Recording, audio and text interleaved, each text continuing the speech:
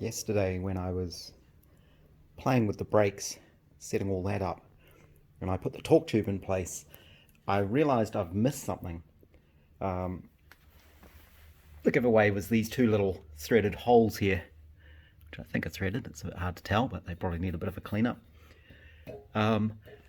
Those, if we look in the parts book, are for this piece.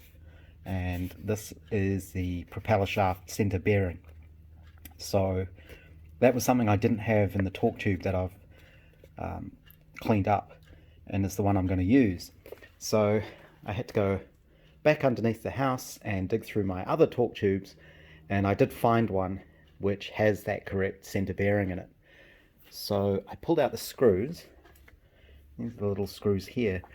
This one's kind of interesting. It's a special screw. It's got a sort of point on it, which is interesting, but that does match what's in the parts book here.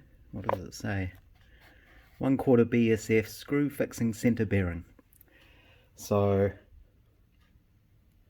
I will have to remember that screw came from the rear axle end, I think. Pretty sure. But I have that torque tube, and luckily I had just ordered multiple 2 meter lengths of this 5mm steel flat bar, and I was able to use a piece of that to drive the bearing out. You have to drive it out the front way because it won't come out the back, because of course this casting is riveted to the tube, so it would hit the inside of the rivets. It wouldn't be able to come out the back. So you have to knock it all the way out the front, and that greasy mess is what came out.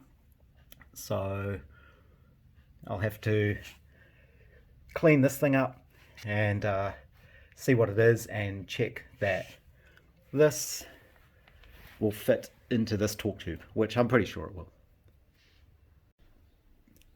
I managed to clean up all the old grease and gunk off this torque tube center bushing. It came up fairly well. It looks like it's in fairly good condition.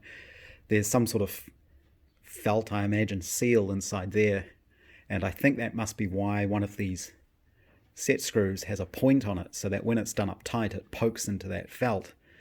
And I'm wondering if that's so that you can take out the screw and then put some oil in there.